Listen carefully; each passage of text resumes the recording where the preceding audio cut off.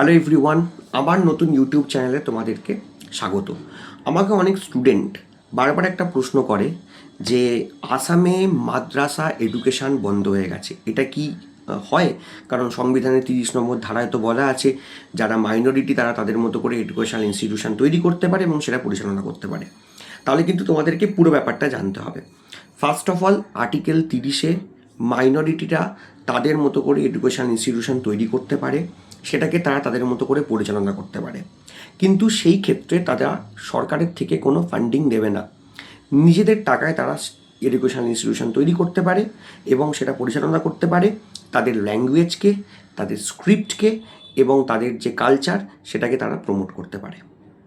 আসামে যে ঘটনাটা ঘটেছে সেটা হলো আসাম মাদ্রাসা অ্যাক্ট যেটা আগে ছিল সেই আইনে কিছু চেঞ্জেস করা হয়েছে। আসামে রিপিলিং অ্যাক্ট একটা এসছে, আসাম রিপিলিং অ্যাক্ট 2020।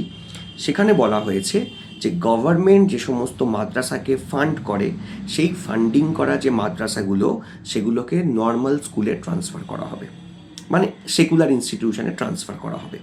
এবার দেখো, এটা কিন্তু সরকার করতেই পারে, কারণ 28 আর্টিকেল 28 ক্লজ 1 সেখানে পরিষ্কার বলা আছে যে সমস্ত এডুকেশনাল ইনস্টিটিউশন সরকারের দ্বারা পরিচালিত হবে এবং সরকারের দ্বারা তৈরি হবে সেই সমস্ত এডুকেশনাল ইনস্টিটিউশনে কিন্তু কোনো রকম ধর্মীয় ইনস্ট্রাকশন দেওয়া যাবে না।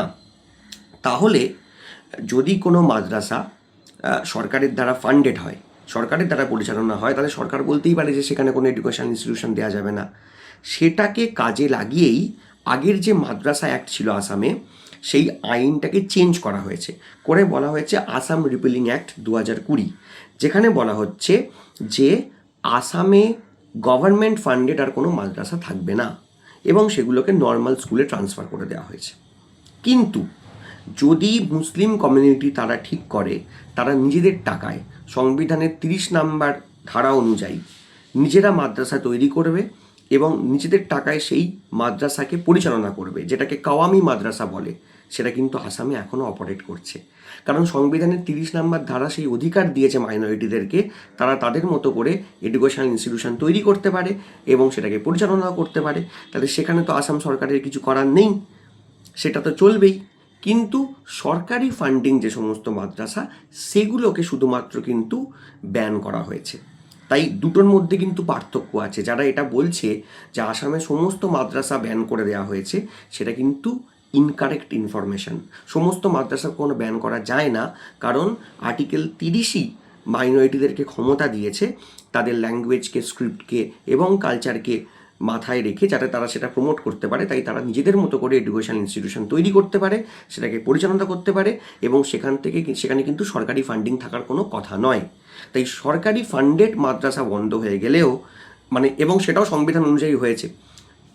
তোমাদেরকে এই প্রসঙ্গে বলে রাখি, এই আইনটাকে কিন্তু চ্যালেঞ্জ করা হয়েছিল, কিন্তু গুয়াহাটি হাইকোর্ট 2022 সালে এই আইনটাকে আপহেল্ড করেছে। তারা বলেছে হ্যাঁ, 28 ক্লজ 1 ধারা অনুযায়ী সরকারি ফান্ডেড যে সমস্ত ইনস্টিটিউশন, সরকারের দ্বারা যে সমস্ত ইনস্টিটিউশন শুধু ফান্ডেড নয়, তৈরি হয়েছে যেগুলো ইনস্টিটিউশন, সেখানে কিন্তু কোনো ধর্মীয় ইনস্ট্রাকশন দেওয়া যাবে না, তাই এটা ঠিক আছে। কিন্তু হ্যাঁ, কাওয়ামি মাদ্রাসা সেগুলো কিন্তু আসামে এখনও অপারেটেড, কারণ সেটা সরকারের টাকায় পরিচালিত হয় না। ঠিক আছে, তাহলে এই 20 ক্লজ 1 যে আর্টিকেল রয়েছে এবং আর্টিকেল 30, এই দুটোর মধ্যে যে ডিফারেন্স সেটা কিন্তু আমাদেরকে ভালো করে বুঝতে হবে।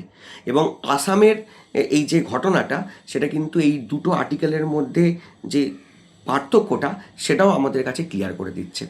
এরকম ছোট ছোট ভিডিও আমি তোমাদেরকে আমার ইউটিউব চ্যানেলে শেয়ার করতে থাকবো, যেটা তোমাদের পলিটির যে নলেজ সেটাকে অনেকটা বেশি বাড়াবে বলে আমি আশা করছি। এবং এই চ্যানেলটা কিন্তু বেসিক্যালি সবার জন্য, অর্থাৎ যারা ইউজিসি নেটের প্রিপারেশান করছো, যারা WBCS UPSC মতো পরীক্ষার প্রিপারেশান করছো, যারা SSC রেলওয়ের প্রিপারেশান করছো এবং যারা কোনো পরীক্ষার প্রিপারেশান করছো না কিন্তু তাদের এই বেসিক কিছু কিছু জিনিস জানার থাকে, সেই ব্যাপারে আমি তোমাদেরকে ভিডিও শেয়ার করব। তোমরা কিন্তু ডেফিনেটলি আমার চ্যানেলটাকে একটু সাবস্ক্রাইব করে দেবে। থ্যাংক ইউ সবাইকে পাশে থাকার জন্য।